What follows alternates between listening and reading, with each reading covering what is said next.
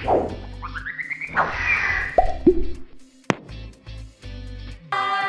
mahasiswa dan mahasiswi PP Bandung, Prodi Teknologi Metalurgi. Kita akan menjelaskan mengenai program timah dari mata kuliah Pirometalurgi. Gimana nih kabarnya? Semoga kita sehat semua ya di masa pandemi kali ini. Amin. Nah, di sini saya nggak sendirian nih teman-teman. Saya ditemani oleh Putri. Dia akan menjelaskan mengenai pengertian pirometalurgi dan juga pengertian dari timah. Dilanjutkan oleh Febri. Dia akan menjelaskan mengenai produksi timah di Indonesia dan cadangan timah di Indonesia. Dilanjutkan Muhendra. Dia akan menjelaskan mengenai prospek timah ke depannya dan juga kegunaan timah pada kehidupan sehari-hari. Dan juga Syafni, dia akan menjelaskan mengenai alur atau diagram proses timah. Sedangkan saya sendiri, saya Fatur, saya akan menjelaskan mengenai perusahaan apa saja sih yang mengolah pengolahan timah, khususnya di bidang pirometalurgi. Nah teman-teman, menarik bukan apa yang telah saya sampaikan? Nah oke, kita lanjut aja nih ke videonya. Halo teman-teman, perkenalkan nama saya Putri. Untuk mengawali pembelajaran kita kali ini, kita harus mengetahui terlebih dahulu nih, apa itu proses pirometalurgi dan timah itu apa sih? Check this out! Jadi teman-teman, sebelum kita mengenal dan mempelajari timah lebih dalam, kita harus mengetahui terlebih dahulu apa itu pirometalurgi. Pirometalurgi adalah proses pemisahan logam dari bijinya dengan cara pemanasan pada temperatur yang tinggi, yang pastinya memakai energi panas. Suplai panas dari pembakaran bahan bakar berguna untuk melepaskan tegangan dan tekanan sehingga ikatan antar logam dan pengotor dalam biji logam akan pecah. Akibatnya, logam akan lepas dari bijinya. Unsur-unsur yang lazim menggunakan proses ini diantaranya Fe, Cu, Zn, Pb, Sn, Ni, Cr, dan Hg. Selain itu, unsur-unsur dari mineral, oksida, karbonat, dan sulfida juga menggunakan proses ini dalam proses ekstraksinya. Selanjutnya, kita mengenal dan mengetahui lebih dalam apa itu timah. Timah adalah sebuah unsur kimia dalam tabel periodik yang memiliki simbol Sn, bahasa Latin stannum. Timah memiliki nomor atom 50. Unsur ini merupakan logam keperakan, dapat ditempa malleable, tidak mudah teroksidasi dalam udara sehingga tahan karat, ditemukan dalam banyak alloy, dan digunakan untuk melapis sel logam lainnya untuk mencegah karat. Timah diperoleh terutama dari mineral kasitarit yang terbentuk sebagai oksida. Timah adalah logam berwarna putih keperakan dengan kekerasan yang rendah, memiliki berat jenis 7,3 gram cm3, serta mempunyai sifat konduktivitas panas dan listrik yang tinggi. Memiliki titik lebur 505,08 Kelvin dan titik didih 2875 Kelvin. Logam ini bersifat mengkilap dan mudah dibentuk. Hai, nama saya Febri Herwanto. Saya akan menjelaskan tentang produksi dan cadangan timah di Indonesia. Mari kita simak. Saya akan melanjutkan penjelasan dari teman saya, yaitu produksi timah di Indonesia. Negara Indonesia melalui PT Timah Tbk menargetkan sebagai negara eksportir terbesar di dunia pada tahun 2019. Bisa dilihat di sini pada tahun 2017, PT Timah Tbk mengeksportir sebanyak 30.200 metrik per ton. Jadi pada sepanjang tahun 2018, PT Timah Tbk berhasil mencatatkan ekspor positif sebesar 33.250 metrik per ton atau mengalami kenaikan 15%. Kenaikan ekspor logam timah ini tidak lepas dari peranan kinerja perusahaan menghadapi dinamika bisnis pertimahan dan kepastian regulasi di sektor pertimahan pada sepanjang tahun ini.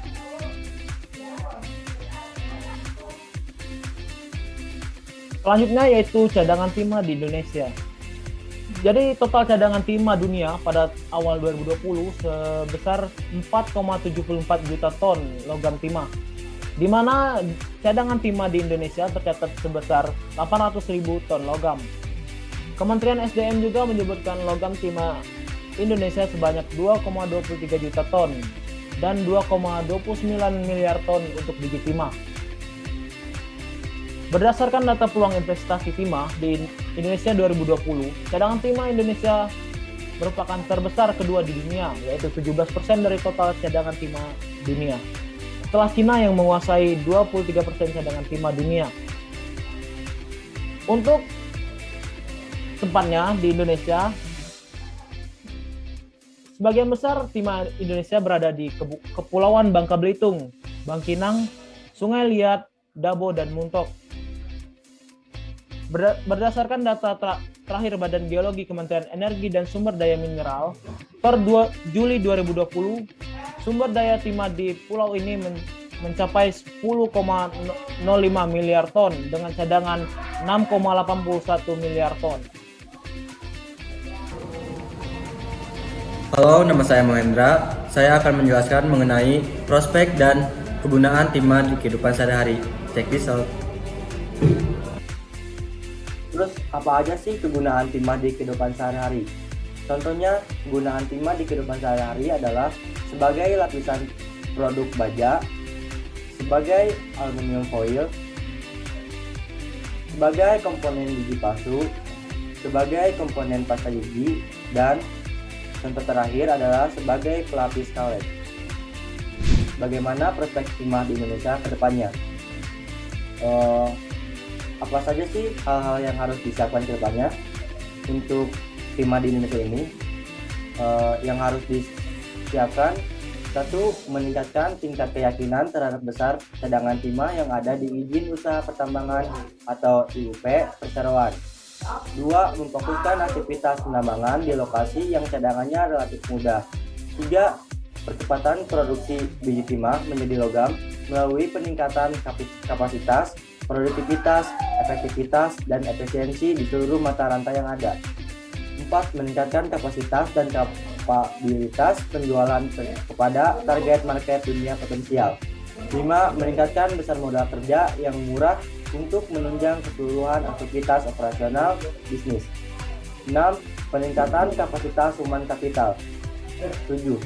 Sinergi bisnis dan operasi dengan sesama anggota holding, pertambangan, dan anak perusahaan. Perusahaan penghasil timah sendiri memiliki prospek yang bagus di masa mendatang, di mana adanya beberapa aspek yang menunjang penjualan diantaranya: pulihnya aktivitas manufaktur elektronik, meningkatnya produksi kendaraan listrik, dan pulihnya ekonomi negara-negara pengimpornya. Halo teman-teman, perkenalkan nama saya Alfa Rizky. Di sini saya akan menjelaskan mengenai perusahaan apa saja sih yang mengolah timah, khususnya di bidang pirometalurgi. Pada penasaran bukan? Ayo kita kepoin. Baik, di sini saya akan melanjutkan pembahasan dari teman saya sebelumnya. Saya akan menjelaskan mengenai 5 perusahaan apa saja sih yang mengolah khususnya logam timah di bidang pirometalurgi. Kelima ini saya rangkum dari berbagai perusahaan-perusahaan yang ada di Indonesia, khususnya di penghasil timah. Yang pertama adalah PT Timah Tbk. PT Timah ini di bawah naungan BUMN dan juga MenID Indonesia. Dan juga PT Timah ini berlokasi di Bangka Belitung dan diperkirakan per tahunnya memproduksi timah sebesar 300 ton. Selanjutnya yang kedua adalah PT Refinery Bangka Pin. PT ini berlokasi di Sungai Liat, Bangka. Yang ketiga adalah PT Mitra Stania Prima. PT ini berada di Bangka Belitung. Yang keempat ada PT Menara Cipta Mulia berlokasi di Belitung Timur. Dan yang terakhir ada PT Arta Cipta Langgeng. PT ini berlokasi di Bangka Belitung. Sekian penjelasan dari saya. Wassalamualaikum warahmatullahi wabarakatuh. Hai, saya Syafni. Di sini saya akan menjelaskan bagaimana diagram alur proses pirometalurgi timah. Check this out. Karakterisasi biji timah. Biji timah yang ditambang di Indonesia umumnya adalah jenis dari endapan timah aluvial yang sering disebut sebagai endapan sekunder atau disebut timah placer. Jenis biji timah ini sudah terlepas dari endapan induknya yaitu timah primer oleh air diendapkan kembali di tempat lain yang lebih rendah. Kemudian secara ekonomis, mineral penghasil timah putih adalah kalsiterit dengan rumus SnO2, walaupun ada sebagian kecil timah yang dihasilkan dari sulfida seperti stanit, silindrit, frankelit, kanfildit, dan telit. Mineral utama yang terkandung dalam biji timah adalah kalsiterit, sedangkan mineral ikutannya ada pirit, kuarsa, zirkon, ilmenit, galena, bismut, arsenik, stibnit, kalkopirit, xenotim, dan monazit. Pada pengolahan timah terdapat 3 tahapan, yaitu tahap konsentrasi, tahap peleburan atau smelting, kemudian tahap pemurnian atau refining. Nah, di sini terdapat flowchart tipikal peleburan timah. Yang pertama itu ada tahap konsentrasi yang merupakan operasi peningkatan kadar timah dengan menggunakan peralatan seperti biji konsentrator dan meja goyang. Biji timah yang diolah memiliki kadar awal sekitar 30% sampai 65% SN. Setelah melalui proses pemisahan, kadar timah minimum itu harus tercapai supaya dapat digunakan sebagai umpan tahap peleburan atau tahap smelting. Yang digunakan itu harus sebesar 70% SN. Kemudian ada tahap smelting. Ini proses smelting merupakan proses reduksi biji konsentrat timah yang pada temperatur tinggi untuk menjadi logam timah. Prinsip reduksinya itu adalah melepas ikatan oksigen yang terdapat pada mineral kalsiterit. Kemudian reduktor yang digunakan sebagai produksi adalah gas CO.